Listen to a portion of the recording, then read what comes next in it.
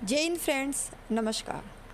आज हम साइकोलॉजी में बहुत ही महत्वपूर्ण टॉपिक लेकर आए हैं और ये एक शॉर्ट नोट्स के माध्यम से सार गर्भित टॉपिक है। बुद्धि जो पाठ्यक्रम में मेंशन किया हुआ है और इसमें से निश्चित रूप से प्रश्न आएगा। तो बहुत बड़े बड़े वीडियो ना तो हम देख सकते हैं, ना ही हमें पढ़ने का इतना टाइम है, क्योंकि बहुत ही नज़दीक हमारी परीक्षा आने वाली है। तो उस हिसाब से हमने परीक्षा की दृष्टि को ध्यान में रखते हुए शॉर्ट नोट्स में ही सारा कंसेप्ट इसमें डाला है, यानी काफ़ी कुछ एक छोटे से नोट्स में ही क्लियर हो जाएगा। और इन सबको याद करना बहुत ज़रूरी है। जो फैक्चुअल क्वेश्चन पूछे जाते हैं उनके हिसाब से ये बहुत ही महत्वपूर्ण वीडियो है। इनको आप याद कर लेंगे तो आपके प्रश्न गलत नहीं होंगे। तो इनको आप देखें, याद करें। एक बार याद नहीं होता है तो वीडियो को एक दो बार देखें, जिससे आपको याद हो जाएगा। तो शुरू करते हैं हम बुद्धि टॉपिक पर।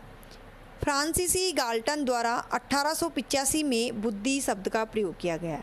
यानी बुद्धि शब्द का सर्वप्रथम प्रयोग कब हुआ? 1885 में। और किसने किया? एक फ्रांसीसी मनोवैज्ञानिक थे जिनका नाम था गाल्टन। तो बुद्धि शब्द का सर्वप्रथम प्रयोग किया इन्होंने। इसके बाद हम देखते हैं बुद्धि क्या है। बुद्धि अमूर्त संप्रत्य है। यह अमूर्त से अर्थ है कि जो मूर्त रूप में दिखाई ना दे, वह होता है मूर्त। अमूर्त संप्रत्य, तो मूर्त नहीं है, बुद्धि अमूर्त है, और अमूर्त है वह अदृश्य है। इसका केवल मापन किया जा सकता है, इसे देखा नहीं जा सकता। बिल्कुल महत्वपूर्ण फैक्ट तथ्यों को हमने इसमें डाला है ताकि आपको याद करने में कोई परेशानी नहीं हो, और बहुत लंबे चौड़े वीडियो देखने के बजाय आप जो ज़रूरी चीज़ें हैं जिन्हें याद करना बहुत ज़रूरी है उन सबको याद कर सके। अब आगे नाम आता है केटल का। केटल ने अपनी पुस्तक मानसिक परीक्षण व मापन, पुस्तक का नाम है मानसिक परीक्षण व मापन, जो 1890 में लिखी। इसमें सर्वप्रथम परीक्षण 1905 में हुआ। यानी केटल की जो पुस्तक थी वो मानसिक परीक्षण व मापन था, जो 1890 में आई। उसके बाद हम देखते हैं सर्वप्रथम जो परीक्षण किया 1905 में अल्फ्रेड बीने ने किया। यानी बुद्धि पर सर्वप्रथम परीक्षण किसने दिया या किसने किया? तो अल्फ्रेड बीने ने किया। और कब किया? 1905 में। ये जो अल्फ्रेड बीने ने परीक्षण किया वह 1905 से 1911 के बीच में जो परीक्षण चला, उसके बाद में कुछ चेंजेज आए। तो 1905 से 1911 तक का समय है इसका। इसमें इन्होंने इस परीक्षण में साइमन की मदद ली, इसलिए इस परीक्षण का नाम हुआ बिने साइमन परीक्षण। और एक बात और ध्यान रखनी है, इसमें कितने प्रश्न थे? तो इसमें प्रश्न थे 30। किसमें? जब 1905 से 1911 में साइमन की मदद से अल्फ्रेड बीने ने सर्वप्रथम परीक्षण दिया। किसका? बुद्धि का। तब इसमें प्रश्न थे 30, यानी प्रश्नों की संख्या 30 थी। उसके बाद दो संशोधन हुए थे 1908 में और 1911 में। अब हम देखते हैं उसके बाद 1912 में स्टर्न द्वारा एक सूत्र दिया गया बुद्धि का, MA/CA। इसका अर्थ है मानसिक आयु बटा वास्तविक आयु। तो इस प्रकार से बुद्धि का पता लगाया जा सकता था। और ये सूत्र दिया स्टर्न ने। कब दिया? 1912 में। इन्होंने जो सूत्र दिया वह है मानसिक आयु बटा वास्तविक आयु। हर बात को ध्यान से सुने और याद रखें। 1912 के बाद 1916 में टर्मन महोदय ने इन सूत्रों में संशोधन किया और प्रश्नों की संख्या हुई 90। प्रश्नों की संख्या कितनी हो गई? 90।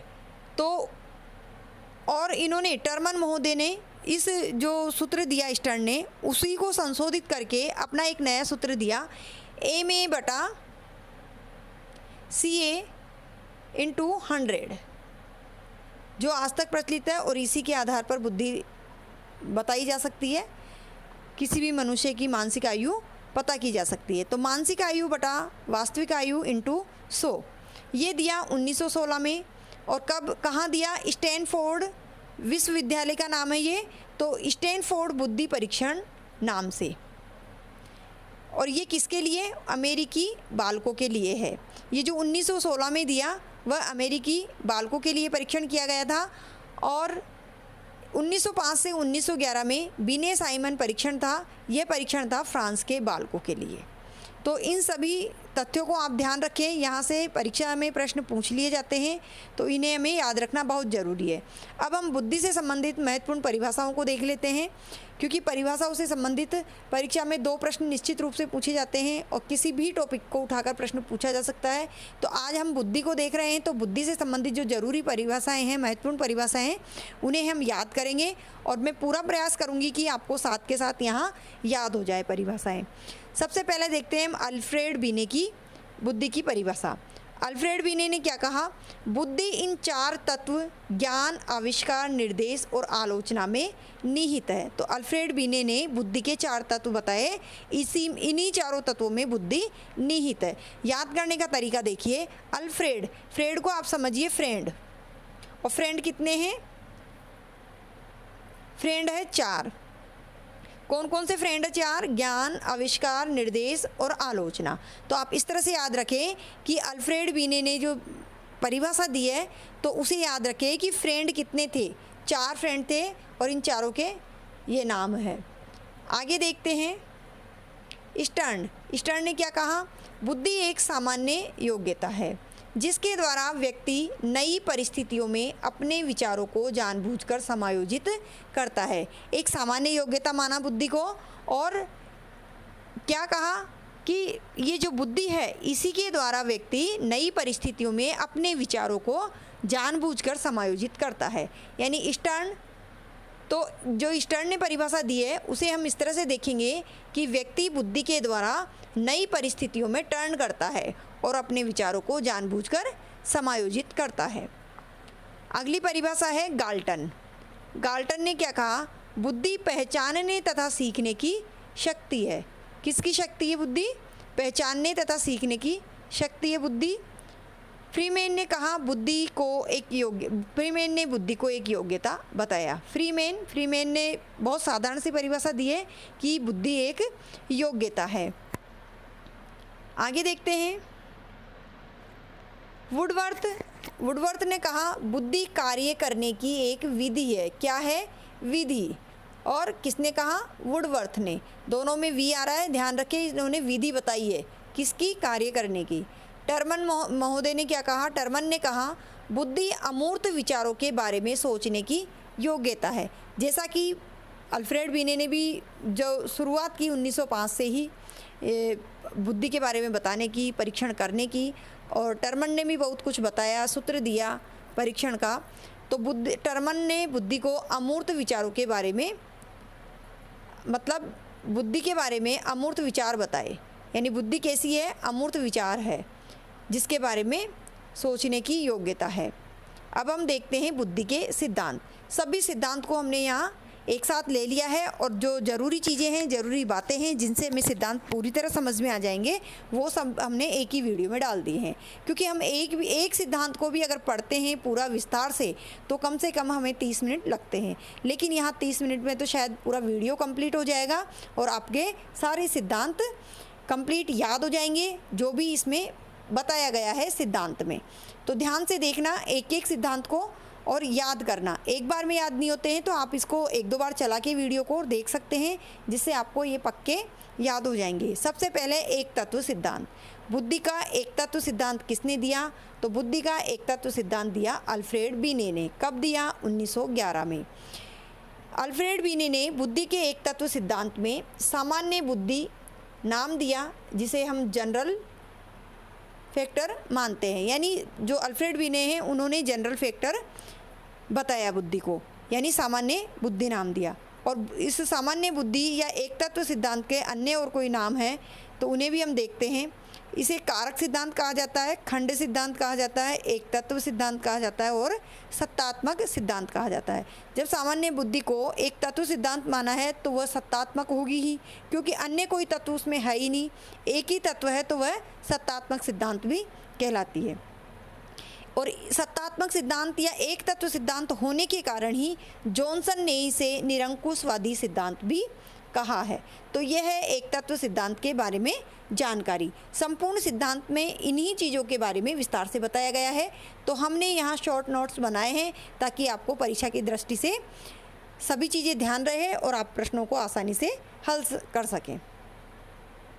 आगे बुद्धि का द्वितत्व सिद्धांत देखते हैं। तो द्वितत्व सिद्धांत किसने दिया? द्वितत्व सिद्धांत, जिसे द्विखंड सिद्धांत या द्विकारक सिद्धांत भी कहा जाता है। आगे हम देखेंगे जो सिद्धांत आएंगे उनमें कारक शब्द का खंडन किया हुआ है। तो यहाँ ध्यान रखना है आपको, जो शुरू में सिद्धांत चल रहे हैं एक तत्व द्वितत्व, इन्हें एक तत्व एक कारक या द्विकारक या त्रिकारक भी कहा जाता है। तो आप एक एक को ध्यान से देखते जाइए, हर नाम को ध्यान रखें, क्योंकि आगे नाम में कन्फ्यूजन होने का बहुत ज़्यादा रहता है। तो इन्हें ध्यान से देखेंगे तो आगे नाम में किसी तरह का कोई कन्फ्यूजन नहीं होगा। और हमें देखना है कि किस सिद्धांत को किसने दिया और क्या कहा। तो द्वितत्व सिद्धांत दिया चार्ल्स स्पीयरमैन ने, द्वितत्व सिद्धांत, और इन्होंने ही त्रितत्व सिद्धांत भी दिया है। तो स्पीयरमैन का नाम आप ध्यान रखें, क्योंकि 2 सिद्धांत दिए इन्होंने। जो द्वितत्व सिद्धांत है वो 1904 में दिया और चार्ल्स स्पीयरमैन ने इस सिद्धांत को दिया। स्पीयरमैन ने द्वितत्व सिद्धांत में 2 कारक बताए। कितने कारक बताए? 2 कौन कौन से? एक तो उन्होंने एक कारक सिद्धांत पे माना था जनरल फैक्टर, जिसे हम सामान्य कारक कहते हैं, और दूसरा है विशिष्ट कारक यानी स्पेशल फैक्टर। तो इस प्रकार से द्वितत्व सिद्धांत में 2 कारक है, सामान्य और विशिष्ट। 2 प्रकार के कारक हो गए। जो सामान्य कारक है वह तो लगभग सभी में समान पाया जाता है, ये जन्मजात होता है, इसे कोई बदल नहीं सकते हैं। लेकिन जो विशिष्ट कारक है वह मनुष्य में अलग से पाया जाता है। किसी में विशिष्ट कारक 1 है तो किसी में 2, 3, 4 यानी 1 से अधिक भी विशिष्ट कारक हो सकते हैं। आगे देखते हैं त्रितत्व सिद्धांत, त्रिकारक सिद्धांत या त्रिखंड सिद्धांत। जो स्पीयरमैन है इन्होंने ही त्रितत्व सिद्धांत, त्रिकारक सिद्धांत या त्रिखंड सिद्धांत के नाम से दूसरा सिद्धांत दिया, जो 1955 में दिया और स्पीयरमैन ने ही दिया था। स्पीयरमैन ने 2 कारक बताए इसमें, सामान्य और विशिष्ट। किसमें? द्वितत्व सिद्धांत पे। अब हम बात कर रहे हैं त्रितत्व सिद्धांत की। तो त्रितत्व सिद्धांत में सामान्य खंड और विशिष्ट खंड, इन दोनों के बीच में एक और खंड बताया जिसे समूह खंड या ग्रुप फैक्टर कहा जाता है। पहले एक कारक, दूसरा सिद्धांत द्विकारक, उसमें 2 फैक्टर जी और एस। अब यहाँ बात कर रहे हैं त्रितत्व सिद्धांत की, तो इसमें 3 फैक्टर है, जी फैक्टर, ग्रुप फैक्टर और एस फैक्टर। ये भी स्पीयरमैन ने दिया था। अब बात करते हैं समूह कारक की। यहाँ बात की गई समूह खंड की, ये ध्यान रखना है आपको। त्रिकारक सिद्धांत में समूह खंड जो इन दोनों के बीच में आता है, जबकि ये जो अगला सिद्धांत पढ़ रहे हैं, चौथा सिद्धांत समूह कारक सिद्धांत। तो समूह कारक सिद्धांत किसने दिया? 1938 में थर्स्टन एवं केली ने दिया था। समूह कारक सिद्धांत थर्स्टन एवं केली ने दिया था। इसमें इन्होंने एस फैक्टर की आलोचना की। किसने? थर्स्टन ने। और जी फैक्टर का समर्थन किया, क्योंकि जी फैक्टर तो लगभग सभी मनुष्य में जन्मजात होता है और एस फैक्टर जो होता है वो किसी में होता है, किसी में नहीं होता है, किसी में एक तत्व एक ही होता है, किसी में 2, 3। एस फैक्टर जो स्पेशलिटी है वो किसी में ज़्यादा हो सकती है और किसी में कम होती है। और इसी बात की आलोचना की थर्स्टन ने। थर्स्टन की पुस्तक थी प्राथमिक मानसिक योग्यता। इसमें इन्होंने बुद्धि के 13 खंड बताए। किसने बताए? थर्स्टन ने। थर्स्टन ने बुद्धि के 13 खंड बताए, इनमें से 7 प्रमुख बताए। ये 7 प्रमुख कौन कौन से हैं? शाब्दिक, अंक, वाक, स्मरण, तर्क, इस प्रकार के इन्होंने 7 प्रमुख तत्व बताए हैं। यहाँ हमने बात की थर्स्टन की पुस्तक की, जिसका नाम था प्राथमिक मानसिक योग्यता। अब बात करते हैं केली की, क्योंकि थर्स्टन और केली ने ही समूह कारक सिद्धांत दिया है। तो केली की पुस्तक का नाम है cross road in the mind of man. ये केली की पुस्तक का नाम है और इन्होंने बुद्धि के 9 तत्व बताए। थर्स्टन ने बुद्धि के 13 खंड दिए, उसमें से 7 महत्वपूर्ण माने, जबकि केली ने बुद्धि के 9 खंड 9 तत्व बताए। अगला सिद्धांत देखते हैं बहुकारक सिद्धांत। बहुकारक सिद्धांत की बात करेंगे। बहुकारक सिद्धांत दिया था थॉर्नडाइक ने, एडवर्ड ली थॉर्नडाइक ने बहुकारक सिद्धांत। अब तक हमने कौन कौन से सिद्धांत पढ़े, एक बार रिवाइज कर लेते हैं। एक तत्व सिद्धांत, द्वितत्व सिद्धांत, त्रितत्व सिद्धांत। उसके बाद हमने पढ़ा समूह कारक सिद्धांत। अब हम पढ़ रहे हैं बहुकारक सिद्धांत। समूह कारक, उसके बाद बहुकारक। बहुकारक सिद्धांत दिया थॉर्नडाइक ने। थॉर्नडाइक ने जी फैक्टर की आलोचना की, जबकि थर्स्टन ने एस फैक्टर की आलोचना की थी और इन्होंने एस फैक्टर का समर्थन किया है। किसने? थॉर्नडाइक ने अपने सिद्धांत बहुकारक सिद्धांत पे। यहाँ महत्वपूर्ण और ध्यान देने की बात देखिए, इन्होंने बालू के ढेर से इस सिद्धांत की तुलना की। इससे पहले हम देखते हैं थार्नडाइक ने विशिष्ट योग्यताओं की संख्या कितनी मानी? 6 मानी। विशिष्ट योग्यताओं की संख्या 6 मानी है। थर्स्टन की तुलना इस सिद्धांत की तुलना बालू के ढेर से की गई है। किस सिद्धांत की तुलना बालू के ढेर से की गई है? प्रश्न पूछा गया है पहले भी और अब भी पूछा जा सकता है, तो बालू के ढेर से की है एडवर्ड ली के बहुकारक सिद्धांत की तुलना। बुद्धि में अनेक तत्व विद्यमान होते हैं जो सभी एक दूसरे से स्वतंत्र होते हैं, और इस बात को उन्होंने ईंट की दीवार का उदाहरण देकर समझाया है कि ईंट की एक दीवार जो कई ईंटों से बनी होती है, लेकिन प्रत्येक ईंट का अपना स्वतंत्र अस्तित्व होता है। इसी प्रकार से योग्यताओं में भी ये कई विशिष्ट योग्यताएं होती है बुद्धि में, और वह अलग अलग उनका अस्तित्व भी होता है। आगे देखते हैं प्रतिदर्श, नमूना या सैंपल, वर्ग, घटक या न्यायदर्श सिद्धांत। यानी जो सिद्धांत का नाम है प्रतिदर्श सिद्धांत के नाम से पूछा जाता है, लेकिन इसी को नमूना या सैंपल, वर्ग, घटक या न्यायदर्श का सिद्धांत भी कहते हैं। और ये किसने दिया? ये दिया था 1955 में गाइफ्रे थॉमसन ने। देखो, थार्नडाइक, थर्स्टन और थॉमसन के नाम से कई बार कन्फ्यूजन हो जाता है, तो हमें सबसे पहली बात इन सिद्धांतों को आप क्रम से याद रखें, ईयरली क्रम से याद रखें। इसके अलावा एक एक को ध्यान से देखें, थर्स्टन ने कौन सा बताया, थार्नडाइक ने कौन सा बताया और गाइफ्रे थॉमसन ने कौन सा बताया। तो गाइफ्रे थॉमसन ने तो प्रतिदर्श, घटक या न्यायदर्श का सिद्धांत दिया। ये नाम थोड़ा सा अलग ही है थॉमसन वाला, और उधर थार्नडाइक का है और थर्स्टन का है, तो इन्हें भी आप याद रखें। थार्नडाइक ने बहुकारक सिद्धांत दिया, जबकि थर्स्टन ने समूह खंड सिद्धांत दिया, समूह कारक सिद्धांत दिया। बहुत सारी योग्यताओं से लिखे गए नमूने का एकीकृत रूप ही बुद्धि है। यानी जो प्रतिदर्श है वो कई योग्यताओं से लिया हुआ है, यानी चुना हुआ है अनेक से, और एक सिद्धांत है। तो बहुत सारी योग्यताएं होती हैं इसमें, और बहुत सारी योग्यताओं से नमूने लेकर के एकीकृत रूप में ही बुद्धि मानी है। प्रतिदर्श का सिद्धांत या सैम्पलिंग थ्योरी भी इसे कहा जाता है। आगे देखते हैं त्रिआयामी, त्रिअंशीय या संक्रिय उत्पाद का सिद्धांत। बहुत ही महत्वपूर्ण सिद्धांत है। देखिए, ये सिद्धांत दिया 1967 में जेपी गिलफोर्ड ने। महत्वपूर्ण सिद्धांत है, परीक्षा में इसमें से प्रश्न पूछे जाते हैं। तो इन्होंने बुद्धि के 3 आयाम बताए, और इन 3 आयाम बताने के साथ ही इनके जो सिद्धांत का नाम है वह त्रिआयामी सिद्धांत, त्रिअंशीय सिद्धांत इन्होंने कहा। इसके अतिरिक्त संक्रिय उत्पाद का सिद्धांत भी कहा जाता है, क्योंकि इसमें जो 3 आयाम हैं वह 3 आयाम क्या क्या बताए? विषय वस्तु, संक्रिया उत्पाद, संक्रिया या प्रक्रिया, और तीसरा है उत्पाद। प्रत्येक में इन्होंने कितना कुछ बताया है। देखिए, जो विषय वस्तु है, विषय वस्तु गुणा संक्रिया गुणा उत्पाद बराबर बुद्धि, यानी कि इन तीनों को मिला करके ही बुद्धि होती है। तो जो विषय वस्तु है 1967 में इन्होंने जो इसके कारक माने हैं, तो 1967 में जो कारक माने वो विषय वस्तु में माने 4 कारक। 1967 के सिद्धांत की बात है। संक्रिया के माने 5 और उत्पाद के माने 6 खंड। इन्होंने अलग अलग जो खंड बताए, विषय वस्तु को 4 भागों में वर्गीकृत किया, संक्रिया को 5 में और उत्पाद को 6 में। इस प्रकार से इन तीनों को मिलाकर बुद्धि में कितने मौलिक कारक बताए? 120 खंड बताए। तो 120 खंड मूल रूप से कितने माने जाएंगे? 120 खंड।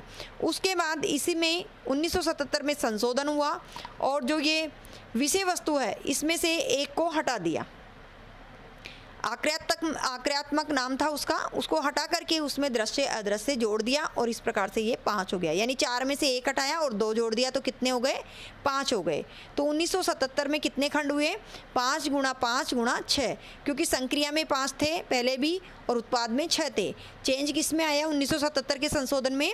विषय वस्तु में। तो विषय वस्तु में 4 में से 1 को हटाया और उसकी जगह 2 अलग डाल दिए, तो 5 हो गए। इस प्रकार से 1977 के संशोधन में 150 खंड बने, और 1988 में 6 गुणा 5 गुणा 6 यानी इसमें फिर एक और जोड़ दिया, तो एक और जोड़ देने से कितने हो गए 6। तो 6 गुणा 5 गुणा 6, इस प्रकार से वर्तमान में 180 खंड माने जाते हैं। यह है गिलफोर्ड का सिद्धांत। महत्वपूर्ण सिद्धांत है और इन्हें याद भी रखना पड़ेगा। विस्तार से आपने पढ़ ही लिया होगा, या हम थोड़ा सा जानकारी पूरी दे रहे हैं लेकिन शॉर्ट तरीके से दे रहे हैं ताकि आपका टाइम भी बेकार नहीं हो और जानकारी भी पूरी मिल सके।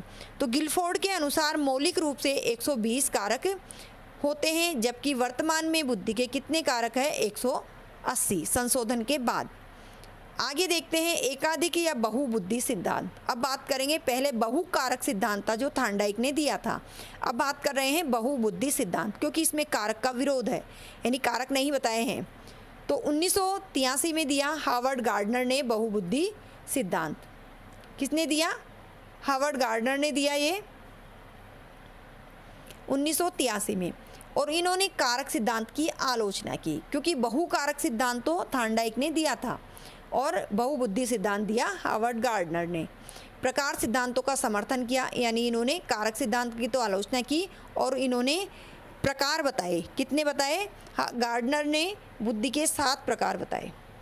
भाषाई बुद्धि, किसी में किस प्रकार की योग्यता, किसी में किस प्रकार की योग्यता, अलग अलग में अलग अलग प्रकार की योग्यताएं पाई जाती है, तो उन्हें हमें याद रखना पड़ेगा। थोड़ा सा आप विस्तार से पढ़ सकते हैं, अगर आपको चाहिए तो पूरी योग्यताओं को हम बता सकते हैं, लेकिन अभी जो टाइम नहीं है उस हिसाब से हमने इसको वीडियो को बनाया है ताकि ज़्यादा से ज़्यादा जानकारी आपको कम समय में मिल सके। आगे देखते हैं बुद्धि क और ख कारक सिद्धांत, यानी बुद्धि का क और ख कारक सिद्धांत किसने दिया? हेब ने दिया। बुद्धि को क तथा ख प्रत्यय नाम दिया। बुद्धि के नवीनतम प्रत्यय में से ये एक है। क का अर्थ है बुद्धि जो वंशानुक्रम पर आधारित है, और ख का अर्थ है बुद्धि जो वातावरण के अनुसार विकसित होती है। आगे देखते हैं बुद्धि का पदानुक्रमिक सिद्धांत। पदानुक्रमिक सिद्धांत दिया सिरिल बर्ट और फिलिप बर्नर ने 1960 में। क्या कहा इन्होंने कहा मानसिक योग्यताओं को एक पदानुक्रम में व्यवस्थित किया जा सकता है। किसको? मानसिक योग्यताओं को। इनका मानना है कि बुद्धि एक जन्मजात योग्यता है और जो विकास की अवस्थाओं के साथ बालक की बुद्धि का भी क्रमिक विकास होता रहता है। यानी बुद्धि एक जन्मजात योग्यता है और जैसे जैसे बालक का विकास होता है वह अपनी अवस्थाओं से गुजरता जाता है, उसके साथ ही बालक की बुद्धि का भी क्रमिक विकास होता जाता है। यानी जिस प्रकार की अवस्था में है, आगे आने वाली अवस्था में बुद्धि का और अधिक विकास होता जाता है। यानी जन्मजात बुद्धि होती है और जैसे बालक का विकास होता है वैसे ही बुद्धि का भी विकास होता रहता है, क्रमिक विकास होता रहता है। अन्य क्या नाम दिए? क्रमिक महत्व सिद्धांत और प्रधान सूचक सिद्धांत। ये भी सिद्धांत महत्वपूर्ण है, बुद्धि का पदानुक्रम सिद्धांत। आगे और देखते हैं तरल ठोस बुद्धि का सिद्धांत, धारा प्रवाह तथा स्पष्ट सिद्धांत। हमने इस वीडियो में लगभग सारे सिद्धांतों को शामिल कर लिया है। थोड़ा सा बड़ा होगा वीडियो, लेकिन घबराएं नहीं, क्योंकि बुद्धि टॉपिक दिया हुआ है पाठ्यक्रम में, तो निश्चित रूप से प्रश्न पूछा जाएगा। 2 प्रश्न पूछ सकते हैं, नहीं तो 1 तो पूछा ही जाएगा। तो आपके इतने कम समय में इतनी अच्छी जानकारी मिल रही है और वहाँ प्रश्न सही हल होने की पूरी संभावना होगी। कुछ एक तथ्य जानकारी छूटेगी, उसको हम अगले वीडियो में लेकर आएंगे और हमारा बुद्धि का टॉपिक कंप्लीट हो जाएगा। अब देखते हैं तरल ठोस बुद्धि का सिद्धांत, धारा प्रवाह तथा स्पष्ट सिद्धांत। इसे क्या कहा जाता है? और धारा प्रवाह तथा स्पष्ट सिद्धांत भी कहा जाता है। ये दिया आर.बी. केटल ने। बुद्धि के कितने प्रकार बताए? 2 प्रकार बताए, तरल बुद्धि और ठोस बुद्धि। जो तरल बुद्धि होती है उसका निर्धारण वंशानुक्रम से होता है, जबकि ठोस बुद्धि का निर्धारण वातावरण से होता है। ऊपर हमने क और ख पढ़ा, तो क बुद्धि का निर्धारण वंशानुक्रम से, जबकि ख का वातावरण से। ठोस बुद्धि का विकास 19 वर्ष के पश्चात होता है। ऐसा किसने कहा, किसने माना? आर.बी. केटल ने। संकाय सिद्धांत। संकाय सिद्धांत 18वीं 19वीं सदी, बहुत महत्वपूर्ण नहीं है ये सिद्धांत, लेकिन फिर भी अगर बुद्धि के सिद्धांत है और बुद्धि का टॉपिक हमारी परीक्षा में आने वाला है तो इनके बारे में भी जानकारी होना बहुत ज़रूरी है। 18वीं 19वीं सदी रीड नामक मनोवैज्ञानिक ने संकाय सिद्धांत दिया। बुद्धि की प्रकृति के बारे में क्या कहा? पुरातन सिद्धांत बताया। शक्ति मनोविज्ञान का सिद्धांत भी कहलाता है। ये शक्ति मनोविज्ञान का सिद्धांत या पुरातन सिद्धांत भी कहलाता है। इसके अनुसार मस्तिष्क विभिन्न संख्याओं में बना है। बना तर्क, स्मृति, विभेदीकरण, कल्पना करना, इच्छा करना, जानना, निर्णय करना, ये सभी क्या है, मस्तिष्क में होने वाले संप्रत्यय है, मस्तिष्क में उठने वाली ये सारी चीज़ें हैं, तो ये सब बुद्धि में आते हैं। आगे और देखते हैं, ये लास्ट है, त्रिसूत्रीय सिद्धांत, त्रितांत्रिक सिद्धांत, त्रिघटकीय सिद्धांत या त्रिरत्न सिद्धांत। इससे पहले हमने त्रिआयाम सिद्धांत, त्रिअंशीय सिद्धांत पढ़ा था, तो वह गिलफोर्ड का था, और यहाँ बात कर रहे हैं त्रिसूत्रीय सिद्धांत की, त्रितांत्रिक सिद्धांत की, त्रिघटकीय सिद्धांत या त्रिरत्न की सिद्धांत की। घटक या वर्ग सिद्धांत भी देखा हमने गायफ्रे थॉमसन का, लेकिन यहाँ त्रिघटक है, वहाँ सिर्फ घटक था, तो ये दिया स्टर्नबर्ग ने 1985 में। और 3 प्रकार के घटक कौन से बताए इन्होंने, प्रसंगाश्रित घटक, संसाधित करने वाला घटक और अनुभवजन्य घटक। प्रसंगाश्रित घटक में बताया बुद्धि और वातावरण के संबंध पर बल देता है, कौन सा, प्रसंगाश्रित घटक। और संसाधित करने वाला कौशलों का संकेत जो समस्या हल करने में प्रयोग किए जाते हैं, और अनुभवजन्य घटक में बुद्धि में रूपांतरित अनुभव के द्वारा आते हैं।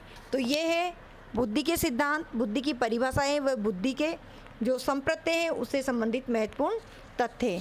आगे हम थोड़ा सा बुद्धि लब्धि के बारे में, बुद्धि मापन के बारे में अगले वीडियो में बताएंगे, और आपका बुद्धि संबंधी टॉपिक कंप्लीट हो जाएगा। इसी तरह से हम महत्वपूर्ण जो सिलेबस में टॉपिक है उनको शॉर्ट नोट्स के रूप में लेकर आएंगे, और आपकी जो रिवीजन है, तैयारी है, वो बहुत अच्छी हो जाएगी साइकोलॉजी की। तो वीडियो अगर आपको पसंद आया हो तो प्लीज़ वीडियो को लाइक करें, और अपने दोस्तों को, अपने मिलने वालों को, अन्य और जो परीक्षा देने वाले हैं उन सभी को आप इस वीडियो को शेयर करें, ताकि ज़्यादा से ज़्यादा लोगों को फ़ायदा हो और उन तक वीडियो पहुँचे। और चैनल को आप सब्सक्राइब करेंगे तो आगे आने वाले वीडियो आपको तुरंत मिलेंगे।